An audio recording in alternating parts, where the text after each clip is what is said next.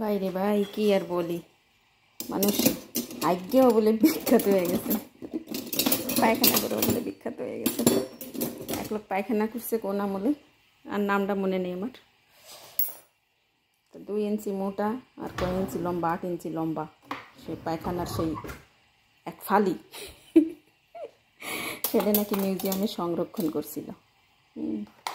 তার দামও নাকি $30,000 উঠছিল সেই আমলে। শুকাই গেছে তেমন আজ্ঞেও বিখ্যাত হওয়া যায় পায়খানা করেও। শুকিয়ে গেলে মানে কখন যে কার কপাল খুলে যায় কোনো জিনিসটা অবজ্ঞা করতে নেই। কখন কার মূল্য চড়া মূল্য হয়ে যায়। আমিও সেখানে একটা কমেন্ট করলাম যে পাতলা পায়খানা করে কি বিখ্যাত হওয়া যাবে? অত মোটা অত কষা তো হয় না, মাঝে মাঝে অসুখ বিসুখ হলে যদি কষা মশা হয়, পানি টানি কম খাই, তাও ও জামা হয় না। তখন যদি পাতলা ডাইলের মতো পায়খানা করে যদি বিখ্যাত হওয়া যায়, সেটা কি সংরক্ষণ করবে কেউ? করা তো উচিত, তাই না? যেহেতু শক্ত পায়খানা সংরক্ষণ করেছে, সেহেতু কে কত দূর পাতলা পায়খানা করতে পারে। মাঝে মাঝে ডায়রিয়া মাইরিয়া হলে, মাঝে মাঝে পেট খারাপ হলে তো একেবারে মনে করেন পানি বেরোয়, একেবারে পানি। যাকে গ্যাসের সমস্যা আছে তাকেও পানি ছাড়া আর কিছুই বেরোয় না। এই প্রতিযোগিতা এখন নামা দরকার, আগে বিখ্যাত হয়ে যাওয়ার।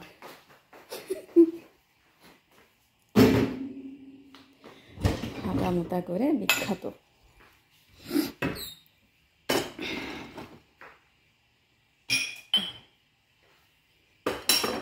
কে কে এই প্রতিযোগিতায় অংশগ্রহণ করতেছেন জানাবেন, ঠিক আছে? আর নাহলে আবার আপনারাও চেষ্টা করেন যে ওই লোক যেরাম 8 ইঞ্চি আর 2 ইঞ্চি মোটা আর 8 ইঞ্চি লম্বা পায়খানা করেছে, সে বিখ্যাত হয়েছে, আপনারা একটু তার চেয়ে বেশি করার চেষ্টা করেন, তাইলে হয়তো বা হবে। আমি তো ভাই ডাইলের মতো পায়খানা করে বিখ্যাত হতে চাচ্ছি, অসম্ভব, একটু জানেন।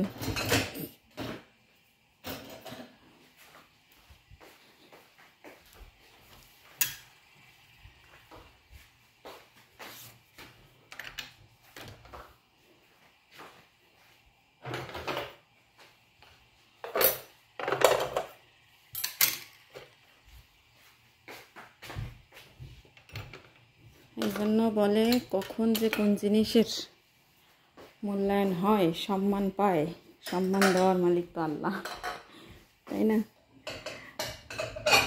পায়খানা প্রস্রাব করলে আমরা দাঁড়িয়ে কাছেও যাই না, আর সেই জিনিস বলে সংরক্ষণ করে মিউজিয়ামে রেখে সেটার $30,000 সেই আমলে, তাহলে এই আমলে কত টাকা হয় চিন্তা করা যায়।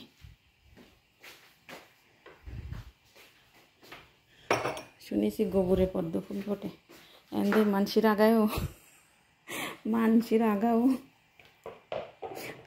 মূল্যায়ন হয়। মানসির গুও মিউজিয়ামে থাকে।